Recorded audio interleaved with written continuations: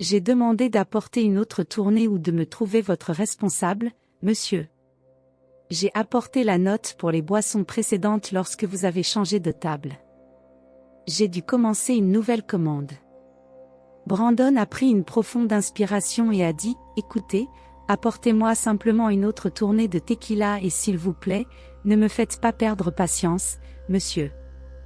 Un instant s'il vous plaît, laissez-moi appeler le responsable. Brandon, un jeune de 22 ans, ayant abandonné ses études universitaires, s'amusait dans un bar. Il avait déjà dépassé sa limite de consommation d'alcool, mais il voulait impressionner les filles autour de lui ce soir-là, en espérant particulièrement conquérir le cœur d'Alex. Une musique forte jouait et les filles dansaient sur la piste de danse. Sur la piste de danse, Brandon avait du mal à rester stable tout en essayant de se joindre à elle. Après quelques tentatives infructueuses, il abandonna et s'affala de nouveau sur le canapé. 10 minutes plus tard, le serveur revint avec un plateau de tequila, suivi de près par le responsable.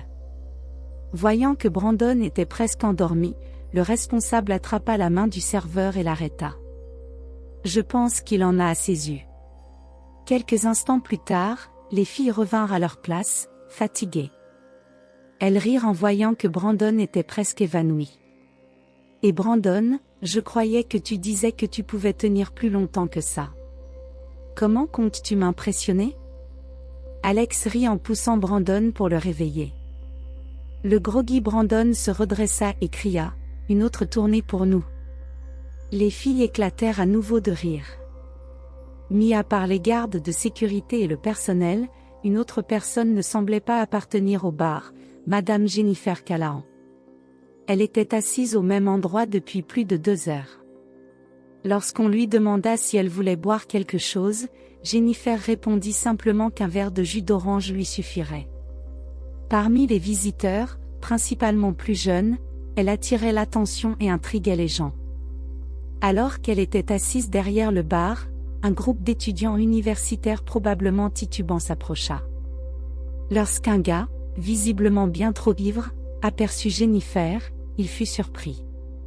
Se tournant vers ses amis, il marmonna, « C'est qui cette maman-là ? Elle devrait pas être en train de s'occuper de ses petits-enfants ou quelque chose ?» Jennifer n'entendit pas, mais le barman si. Il esquissa un sourire en coin envers les garçons et essuya le comptoir.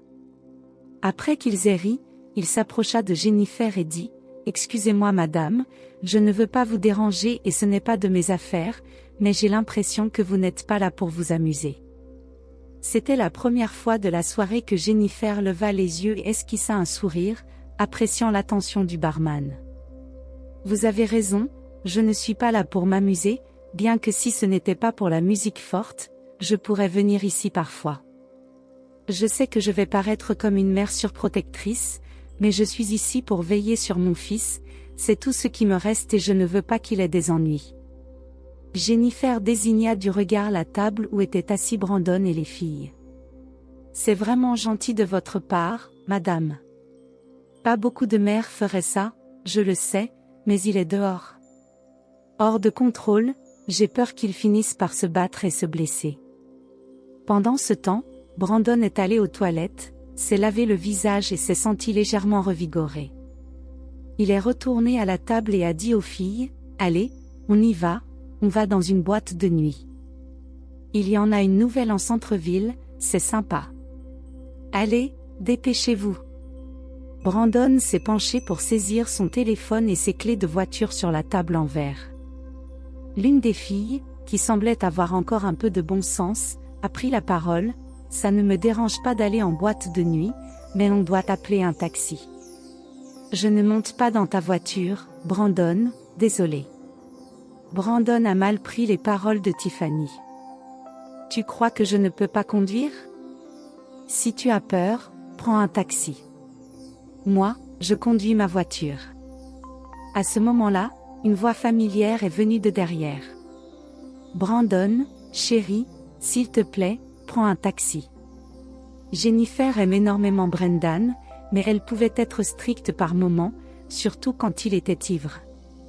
Brandon ne voulait pas perdre la face devant Alex, qui le voyait comme quelqu'un de fort et d'indépendant. Cette situation sapait en partie cette image fabriquée. Il s'est redressé et s'est retourné. « Et, maman, que fais-tu ici ?» Depuis qu'il se considérait comme un adulte cool, il avait développé l'habitude de l'appeler « maman », particulièrement en public récemment. Jennifer pensait que Brandon devenait de plus en plus semblable à son ex-mari. Donald était un paresseux qui aimait traîner à ne rien faire. Quand Brandon avait 5 ans, Jennifer n'avait plus supporté son inactivité et l'avait mis dehors. Brandon avait le profond sentiment que sa mère était la raison pour laquelle il avait grandi sans père. Il avait toujours agi comme s'il se vengeait d'elle pour son absence. Après une dispute de plus, Brendan dit un jour à sa mère que s'il avait eu son père à ses côtés, il n'aurait pas ressenti autant de solitude en grandissant. Jennifer fut profondément blessée par cela, car elle voulait le meilleur pour son fils. Cependant, Brandon préférait jouer le rôle de la victime plutôt que de tenter de comprendre la situation. « Si tu penses que tu es seul parce que j'ai mis ton père à la porte, pourquoi est-ce qu'il ne t'a jamais rendu visite ni essayé de te retrouver ? Parce que tu lui as dit de ne jamais se montrer à notre porte, c'est pourquoi » cria Brandon avant de sortir en courant. Après cette dispute, Jennifer comprit que Brandon n'était pas prêt à entendre la vérité, qu'il était encore juste un enfant. L'ex-mari de Jennifer, Donald, n'avait jamais voulu de relation dès le départ. Il n'était pas perdu dans la vie, il ne voulait simplement pas agir pour accomplir quoi que ce soit. Il passait ses journées à regarder la télévision, à boire de la bière et à traîner avec des amis dans les bars, pendant que Jennifer restait à la maison pour s'occuper du petit Brandon et travailler en tant que coordinatrice de camions à domicile. Elle subvenait aux besoins de la famille, mais même après 5 ans, Donald n'avait pas changé. Avant de le mettre à la porte, Jennifer avait demandé à Donald s'il voulait continuer à vivre ainsi, mais il était satisfait de sa vie. « Brandon, donne-moi les clés s'il te plaît », demanda Jennifer en regardant les yeux suppliants de son fils. Elle pouvait voir qu'il la suppliait de ne pas faire ça ici, devant ses amis. Jennifer prit profondément Brandon dans ses bras et sut qu'elle l'avait gâté sans retenue, mais elle savait aussi qu'elle ne pouvait pas faire grand-chose à ce sujet. « Maman, rentre simplement à la maison, d'accord ?» La voix de Brandon devenait de plus en plus irritée. « Je partirai seulement après. » Veillant à la sécurité de mon fils et m'assurant qu'il ne conduit pas en état d'ivresse, Brandon remarqua qu'Alex, la fille qu'il essayait d'impressionner, esquissait un sourire devant la scène. Furieux, il s'emporta contre Jennifer. « Pourquoi tu me traques tout le temps ? Pourquoi tu me poursuis sans arrêt ? J'en ai marre de toi. » Brandon quitta le bar d'un pas déterminé et se dirigea vers sa voiture, un cadeau de sa mère pour son 20e anniversaire. Jennifer le rattrapa à la hâte. Elle le vit monter dans la voiture mais ne put l'empêcher de démarrer le moteur. Cependant, elle réussit à faire le tour et à sauter dans le siège passager, ignorant les supplications de Jennifer. Brandon enfonça l'accélérateur et fonça à toute allure sur l'autoroute. Il cria « Tout le monde a des mères normales, mais toi, tu es la seule détraquée. Brandon, arrête-toi, tu es ivre. S'il te plaît, arrête-toi. Tu vas finir par percuter quelqu'un. Laisse-moi partir, je ne veux plus te voir. » Alors qu'ils zigzaguaient entre les voitures, les pensées de Jennifer se figèrent. Les paroles de son fils la frappèrent comme un coup de massue. Peut-être était-il temps de le laisser partir et de ne plus s'inquiéter de ce qui lui arriverait. Brandon avait fêté ses 23 ans il y a une semaine et Jennifer croyait qu'il était assez grand pour être responsable de ses actes. Juste au moment où elle allait lui demander calmement de s'arrêter, ils entendirent un bruit sourd. Brandon immobilisa immédiatement la voiture. Soudainement sobre, il dit « Maman, je crois que j'ai heurté quelqu'un. » Jennifer cria et sortit de la voiture. Un vieil homme gisait au sol. Brandon l'avait effleuré avec le pare-choc en tentant de tourner à droite à un carrefour. Vu l'état de l'homme, il était évident qu'il ne pouvait pas faire grand-chose pour l'aider. Jennifer composa immédiatement le 911. Maman, qu'est-ce qu'on va faire maintenant? On ne peut pas faire grand-chose. Les sirènes au loin indiquaient que l'ambulance et la police étaient en route. Brandon regarda sa mère étrangement. Maman, est-ce que tu peux me prendre mes cigarettes? Elles devraient être sur le tableau de bord. Jennifer s'approcha de la voiture. Son esprit ne fonctionnait pas correctement et elle ne savait pas quoi faire. Elle s'assit sur le siège conducteur et chercha le paquet. Où est-il? Je ne le vois pas, Brandon. Alors qu'elle se penchait pour regarder sous le siège et dans le compartiment à gants, la police et l'ambulance arrivèrent. Les deux agents s'approchèrent du vieil homme et les secouristes confirmèrent qu'il ne respirait plus. Ils s'approchèrent ensuite de la voiture et s'arrêtèrent devant Jennifer. Elle risque probablement d'être accusée de conduite imprudente, dit l'un à l'autre. Qu'est-ce que tu veux dire? Demanda Jennifer à son fils, surprise. Brandon était déjà en train d'expliquer au troisième policier comment sa mère avait conduit de manière sauvage malgré ses tentatives pour la faire arrêter. Il admit qu'il avait d'abord été au volant mais prétendu que sa mère lui avait ordonné de s'arrêter et qu'ils avaient échangé de place. C'est ma voiture, mais comme je vous l'ai dit, j'ai dit à maman de faire attention et de regarder droit devant. Je pense qu'elle n'a même pas remarqué le vieil homme car elle conduisait comme une folle. Brandon, de quoi parles-tu? Les sourcils de Jennifer s'effrissèrent. Il lui sourit simplement, tristement. Je suis désolée, maman. Jennifer avait le choix, mais elle savait ce que Brandon était en train de faire. Elle savait qu'il comptait sur elle pour prendre le blâme. Elle aurait pu dire aux agents que son fils mentait et qu'il avait conduit tout le temps. Cependant, elle ne pouvait pas se résoudre à le dire à voix haute. Elle accepta silencieusement la réalité. C'était une étrange forme d'amour maternel. Jennifer n'avait jamais prévu traverser autant de chagrin juste parce qu'elle voulait prendre soin de son enfant. Elle s'assit par terre et sanglota tandis que Brandon continuait de partager les détails de ce qui s'était passé. Elle était épuisée et n'avait plus la force de résister. Elle laissa tout s'échapper et se prépara à accepter son destin. Elle signa tous les documents nécessaires, fut prise en garde à vue et ne résista pas. Je n'ai jamais vu une personne aussi calme dans une situation similaire, madame. Merci pour votre coopération, dit l'agent, surpris. Le tribunal prendra en compte votre coopération. Puis vint le procès. Jennifer ne leva même pas les yeux lorsque Brandon témoigna contre sa propre mère. Il était excité d'avoir évité une peine de prison potentielle. Jennifer fut condamnée à 7 ans de prison pour conduite imprudente ayant causé la mort du piéton. Lorsqu'elle entendit le verdict, elle se sentit complètement brisée. C'était comme si un brouillard s'était abattu sur elle et tout ce qu'elle pouvait entendre était des voix étouffées. Elle ne s'était jamais sentie aussi vide à l'intérieur. 2 ans s'écoulèrent. Brandon n'avait même pas rendu visite à sa mère une seule fois. Jennifer ne s'y attendait pas non plus. Elle avait depuis longtemps décidé qu'elle n'avait plus de fils. À la demande de Jennifer, son ami vendit sa société de coordination, une partie de l'argent fut versée à la famille de la victime en guise de compensation, et le reste fut déposé au nom de Jennifer à la banque. Cindy était la seule personne qui, non seulement rendait visite à Jennifer en prison, mais qui était également indignée. Malgré sa santé qui se détériorait, elle demeurait toujours dans la population générale de la prison. Jennifer avait disparu de la surface de la terre, elle ne se souciait plus de rien du tout. Durant ses premiers jours derrière les barreaux, elle se demandait pourquoi elle devait endurer tout cela. À un moment donné, elle souhaita simplement mourir, disparaître pour toujours. Après plusieurs visites et des heures de conversation, Jennifer finit enfin par se confier à Cindy au sujet de ce qui s'était vraiment passé. Lorsque Cindy réalisa que Jennifer avait accepté d'aller en prison pour protéger son fils, elle fut dévastée. Mais à mesure qu'elle en apprenait davantage sur la relation entre Brandon et Jennifer, elle se mit en colère.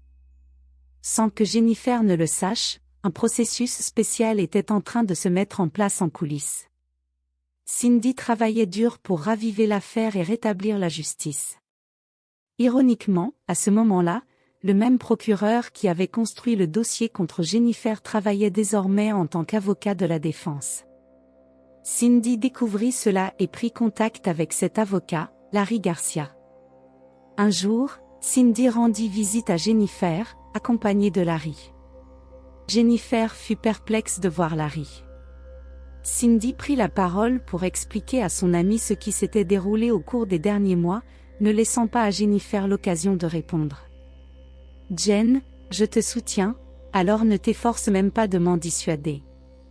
C'est tout simplement injuste. Je vais te sortir d'ici. Peu importe que ce soit ton fils, cela n'a pas d'importance qui il est, c'est simplement incorrect. » Jennifer s'assit et regarda Larry. « Jennifer, c'est bon de te revoir. Cette fois-ci, je suis de ton côté. J'ai examiné ton dossier et je pense que nous pouvons te faire sortir d'ici. » « Alors, qu'est-ce qui se passe ensuite ?» demanda-t-elle, sa voix teintée d'indifférence. « Je serai libérée, et ensuite quoi ? J'ai tout perdu, mon entreprise a disparu, les gens que je connais me prennent pour une condamnée dérangée. Est-ce que je suis censée aller dire aux gens que j'ai été injustement emprisonnée et que c'est mon fils qui devrait être derrière les barreaux ? Pourquoi voudrais-je d'une vie comme ça ? Peux-tu me dire ? » Larry peinait à trouver une réponse appropriée. « Eh bien, c'est la liberté, oui, mais la liberté peut parfois être bien pire que la vie ici, Jennifer. Comprends-tu ça ? Nous ne pouvons pas changer le passé, les choses ne reviendront jamais à la normale. En fait, ça pourrait même être pire. » Cependant, Larry s'est avéré être d'un genre différent. Il rendait visite à Jennifer plus souvent qu'elle ne s'y attendait, et finalement elle commença même à attendre avec impatience ses visites. Pendant ce temps, Brandon avait conquis le cœur d'Alex, et ils vivaient ensemble depuis plusieurs années. Lorsque Brandon mentionna la somme substantielle d'argent sur le compte bancaire de sa mère, Alex n'hésita pas à être avec lui.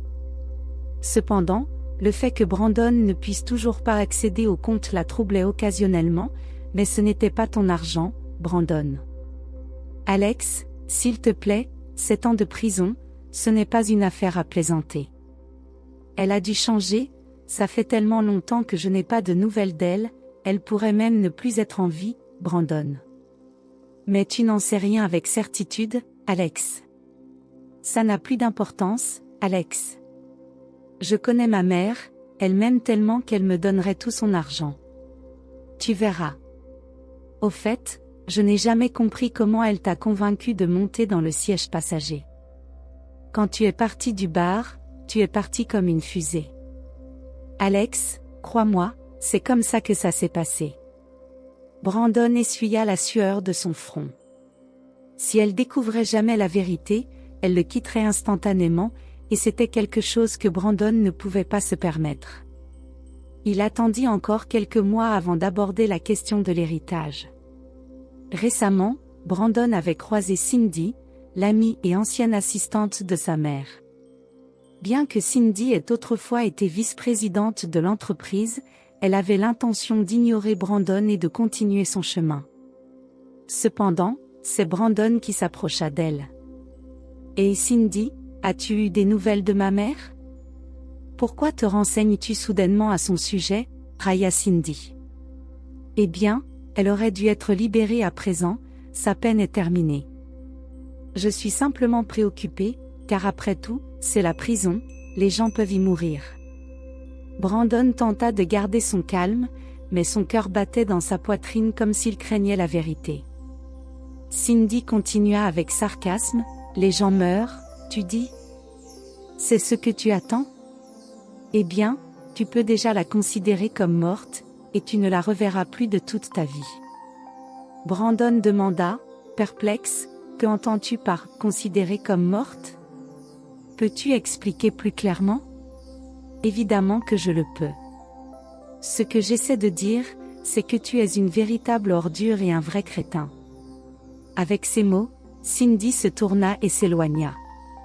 Son cœur battait la chamade, et elle se retint à peine de lui dire des choses encore plus blessantes. Cependant, elle ne voulait pas se stresser pour lui, car il ne méritait pas tant d'attention. Pendant ce temps, un large sourire se dessina sur le visage de Brandon. Il avait entendu exactement ce dont il avait besoin de la part de Cindy. Il savait qu'il pourrait bientôt tout finaliser et qu'il devait enclencher le processus d'héritage. Brandon croyait sincèrement que sa mère était soit gravement malade, soit déjà décédée. Il se fiait à ses avocats. De retour à la maison, excité, il informa Alex qu'il partirait bientôt en voyage à l'étranger, comme il lui avait promis. Alex répondit avec élégance quand elle entendit les paroles de Brandon. « Vraiment ? Tu n'es pas en retard, mais tu n'es pas non plus exactement à l'heure. J'étais en train de me décevoir de toi. Notre argent est épuisé depuis un moment et tu n'as pas bougé le petit doigt. Je fais tout ce que je peux. J'ai rencontré l'avocat, et bientôt j'hériterai de tout. » Alex fixa Brandon avec des yeux brillants. « Entre ouragan et tempête, est-elle décédée ? » « Tu n'imagines pas, mais son ami m'a dit qu'elle l'était, Brandon. Il y a tellement d'argent là-bas, c'est de cela que je parle, chérie. » Un mois plus tard, l'avocat invita Brandon à son bureau. Alors que Brandon commençait à se préparer, Alex intervint. « Je viens avec toi, mon chéri. Je veux l'entendre de mes propres oreilles. Je n'arrive pas à croire que mes rêves se réalisent enfin. » Submergé d'émotion, Alex exprima son excitation. Brandon se sentait comme un vrai homme, capable de répondre à n'importe quel désir de sa petite amie. Il enfila même un costume pour l'occasion. Alex le regarda. « Chérie, tu es tellement cruelle. Ta mère est décédée, et tu t'habilles comme si c'était une célébration ou quelque chose comme ça. C'est de sa faute. Je ne veux pas perdre mon temps à pleurer. Je veux juste profiter de la vie. Je suppose que tu as raison. Tu devras vivre avec l'étiquette d'avoir une mère qui a tué un piéton. C'est exactement ça, et cette vie est une compensation pour ma souffrance. » Brandon essaya de mettre fin à la conversation, mal à l'aise avec cette direction. Il pressa Alex de se dépêcher, et ils se rendirent au bureau de l'avocat. Il fut surpris de voir Cindy assise là également. Brandon se sentit irrité en la voyant, se demandant brièvement si sa mère avait peut-être laissé quelque chose pour cette femme dans son testament. Cependant, la situation se révéla bien plus intrigante que cela. Brandon s'attendait à se voir remettre tous les documents nécessaires. « Avant de vous annoncer quoi que ce soit, » interrompit l'avocat, « je veux que vous regardiez un court extrait. » Agacé, Brandon demanda, « Pouvons-nous sauter cette partie ? » « Malheureusement, votre mère a demandé que... » « Regardez d'abord la vidéo. » Tous les regards se tournèrent vers l'écran où Jennifer apparut, vivante et en bonne santé, tenant un bébé dans ses bras. Elle souriait.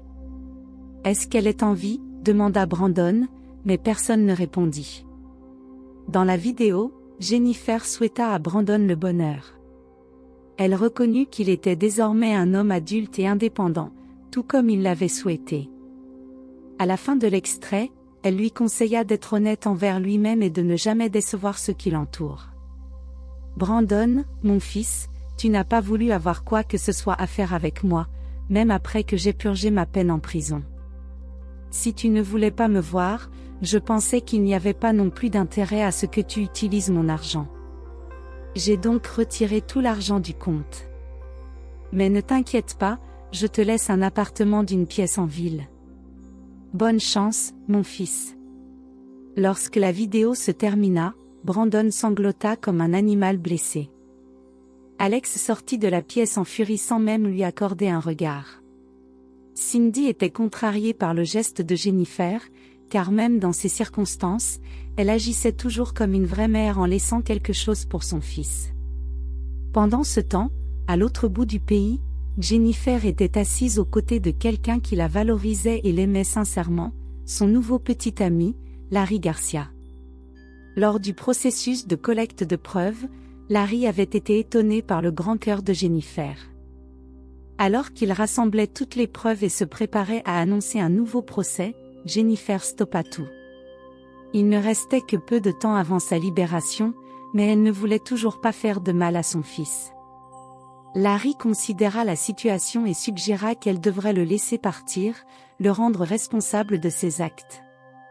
Après de longs débats, ils décidèrent de laisser Brandon tranquille et de ne plus jamais revenir vers lui. À la demande de Larry, celui-ci était célibataire, ayant vécu un mariage raté avec son ex-femme qu'il avait trompé avec un client, elle était également avocate. Après la libération de Jennifer, ils se rencontrèrent fréquemment et Larry la courtisa.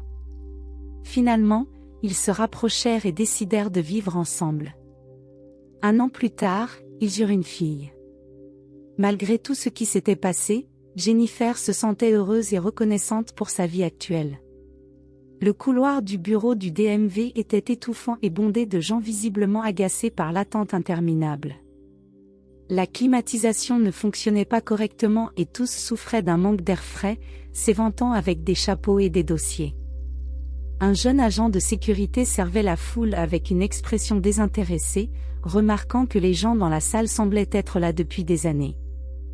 Les mêmes personnes âgées, migrants, vêtus de vêtements de travail sales, et jeunes mères nerveuses avec des enfants en pleurs étaient tous présents, le visage fatigué et usé.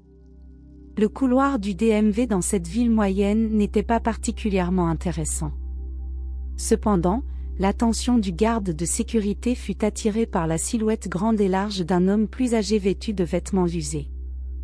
L'homme au blouson bleu délavé se démarquait au milieu de la foule, bien que son blouson ressemblât en style à ceux portés par les soldats, il n'avait pas l'apparence soignée et bien entretenue d'un guerrier de la marine.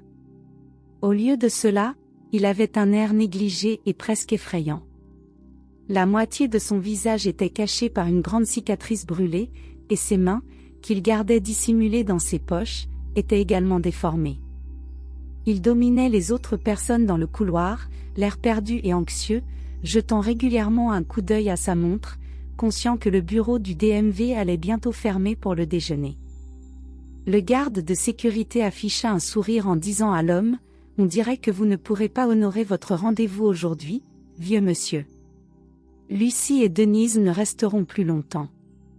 Lucy et Denise étaient des femmes d'âge moyen qui travaillaient au DMV, et elles étaient fatiguées de faire face aux longues files d'attente de visiteurs pleins d'espoir. Elles étaient devenues arrogantes et semblaient se soucier uniquement si les visiteurs leur apportaient de l'argent ou des cadeaux coûteux.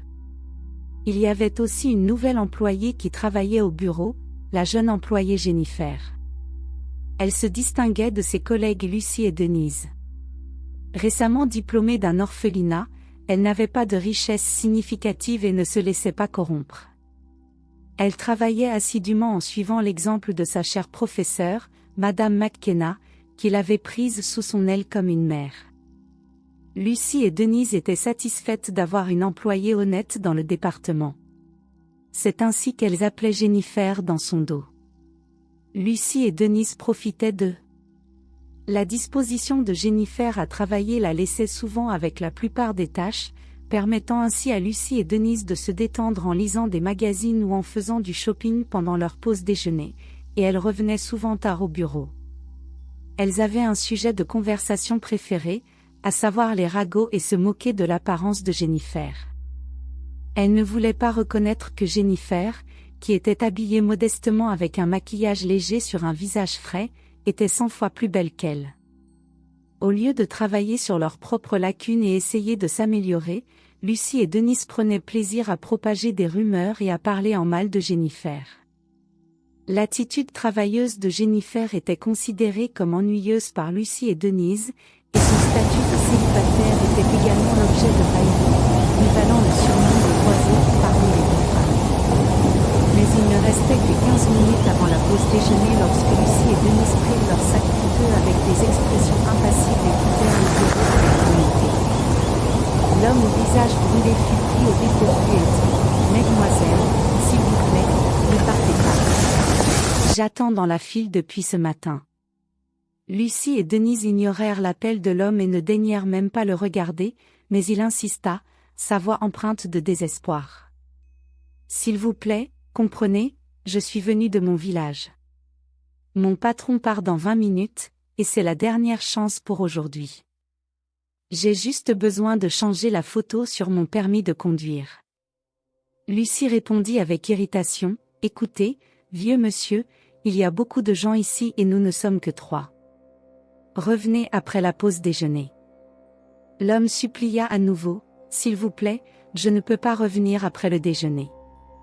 Ma mère est en attente à la maison, elle a un cœur malade, vous devez comprendre, plaida l'homme avec les employés en colère du bureau du DMV, mais elles ne l'écoutèrent pas.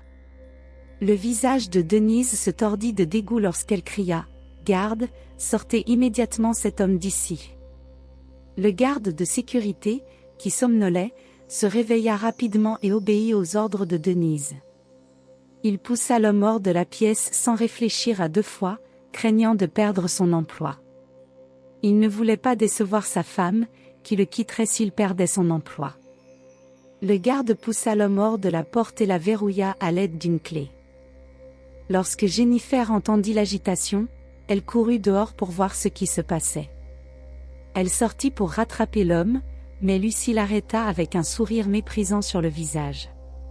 Si vous aidez chaque client de cette façon, vous n'aurez jamais assez de temps pour terminer tout le travail. Une personne aidant tout le monde ralentira simplement tout le monde, dit Lucie. Mais Jennifer les ignora et appela l'homme. Celui-ci se tourna vers elle avec des yeux emplis d'espoir. Lorsque Jennifer vit la cicatrice brûlée sur son visage, elle hésita, mais se reprit rapidement et dit « S'il vous plaît, revenez au bureau. Je m'occuperai de tout et vous arriverez à temps pour votre bus. » Pendant que Jennifer travaillait sur les papiers de l'homme, il restait assis, recroquevillé sur une chaise, fixant un point fixe devant lui. Il marmonna, « Y a-t-il vraiment aucune justice en ce monde ? Pourquoi ? Pourquoi ? J'ai risqué ma vie pour eux. » Jennifer remit le document complété à l'homme, qui était toujours visiblement contrarié. « Tenez, voilà. »« S'il vous plaît, » dit Jennifer en lui tendant le document. « Et s'il vous plaît, je suis désolée pour ce que ma collègue a dit. Leur travail est stressant et épuisé malheureusement, c'est ce qui arrive aux gens au bureau parfois. » L'homme aux cicatrices brûlées remercia Jennifer et lui souhaita du bonheur avant de quitter le bureau. 1 heure plus tard, Lucie et Denise revinrent de leur pause déjeuner et furent accueillis par des regards en colère des personnes en attente dans la file. Quelqu'un dans la foule dit insolent, « Aucun mot, la fille travaille seule pendant qu'elle se promène simplement. » La colère des gens fut amplifiée par d'autres, « Non, nous ne pouvons pas laisser passer ça, nous devrions porter plainte. » Quelqu'un soupira tristement, « À quoi bon ? Elles seront simplement licenciées et remplacées par d'autres. Il vaut mieux leur donner de l'argent et les laisser s'étouffer avec. » La journée se poursuivit normalement. Le soir, Lucie et Denise rirent et se moquèrent de Jennifer. « Nous n'avons jamais vu une telle idiote, et tu seras la première. Cet homme t'a menti et t'a obtenu de l'aide par pitié, et tu t'es fait avoir. » Mais la jeune fille n'écouta pas les paroles de sa collègue. Elle rentra rapidement chez elle, où son chat bien-aimé l'attendait. Félix avait probablement été ennuyé et avait déchiré le papier peint à nouveau. Jennifer pensa avec un sourire, encore une fois, Félix s'est amusé. Tapant joyeusement des talons sur le trottoir. Quelques jours plus tard, les autorités rendirent visite au bureau du DMV. Le garde s'éveilla quand il vit le maire de la ville, M. Reckenzone, sortir de son SUV luxueux avec son entourage. Mitchell Reckenzone marcha d'un pas confiant dans le couloir étroit et saisit fermement la poignée de la porte en entendant le bruit à l'intérieur. Il ouvrit la porte du bureau avec assurance. Lucie et Denise restèrent figées sur place, incapables de parler, leur tasse de café tremblant dans leurs mains baguées. Jennifer observait avec intérêt tandis que le redoutable patron s'exclamait « Quelle sorte de non-sens se passe ici ?» Le maire continua « L'autre jour, un honorable résident de notre ville et héros de guerre, Chris Daubé, est venu ici et vous l'avez humilié. Lucie et Denise tentèrent de se défendre en clignant des yeux, mais le maire ne voulait même pas écouter. Il s'avéra que le héros avait raté le bus après tout. Désespéré, il décida de marcher dans l'espoir de trouver un moyen de transport. Un SUV luxueux s'arrêta devant Chris, le conducteur étant le maire lui-même, qui reconnut le citoyen honorable et considéra que c'était son devoir de le conduire à sa destination. Chris Stauber, un aspirant sous-marinier, avait servi pendant longtemps à bord d'un sous-marin nucléaire. Un jour, un terrible incendie éclata à bord du navire, menaçant de se transformer en une catastrophe à grande échelle qui aurait pu causer la perte de dizaines de vies humaines et des dommages irréparables à l'environnement. Après avoir éteint le feu, M. Daubé fut gravement brûlé et devint handicapé. Chris fut libéré du service et renvoyé chez lui pour un repos bien mérité. Cependant, de nouveaux ennuis l'attendaient dans sa ville natale. Sa femme, voyant son état, fit rapidement ses valises et le quitta. Plus tard, Chris découvrit que son ex-femme avait une liaison avec un petit commerçant du marché. Ensuite, elle fut vue avec un autre homme, puis un autre. Monsieur Daubé, chômeur et alcoolique, retourna dans son village pour vivre avec sa mère âgée et mena une vie solitaire. Il commença à boire, mais ne perdit pas le contrôle. Il aidait sa mère dans les tâches ménagères, oubliant complètement de prendre soin de son apparence. Il en oublia même. Beaucoup de gens continuent de juger une personne par ses vêtements, alors il est venu au bureau du DMV en vêtements usés qui le mettaient à l'aise dans le village. Les habitants avaient depuis longtemps connu et pris l'habitude de sa vieille veste de quart de matelot et des cicatrices sur son visage. Après la visite du maire, à la fois Lucie et Denise furent licenciées, et Jennifer fut nommée responsable du bureau du DMV. Bien que ce poste impliquât plus de responsabilités et de préoccupations, Jennifer a relevé le défi et s'est efforcée de traiter les clients avec gentillesse. Elle a constitué une équipe jeune et le DMV a commencé à fonctionner efficacement. En conséquence, les clients n'avaient plus à attendre de longues files d'attente et les employés ont reçu des commentaires positifs de la part de visiteurs satisfaits. La vie personnelle de Jennifer a également pris un tournant positif lorsqu'elle a rencontré un homme charmant qui travaillait comme opérateur de caméra pour une station de télévision locale.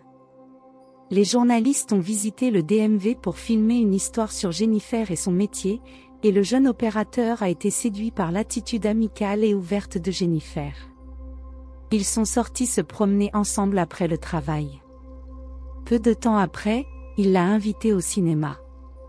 Un mois plus tard, Jennifer et son nouveau petit ami Greg sont devenus inséparables, et son chat, qui était autrefois destructeur à cause de l'ennui, a arrêté de déchirer le papier peint, satisfait par ce nouvel amour au sein du foyer. Le jour de la fête du mémorial, Jennifer et ses amis, dont Bragg qui tournait un reportage pour les informations du soir, ont assisté à un rassemblement. Jennifer était invitée en tant qu'invitée d'honneur, reconnue comme la meilleure assistante sociale. Pendant la cérémonie, elle aperçut un homme distingué en uniforme complet. La poitrine du marin était ornée de médailles et de décorations.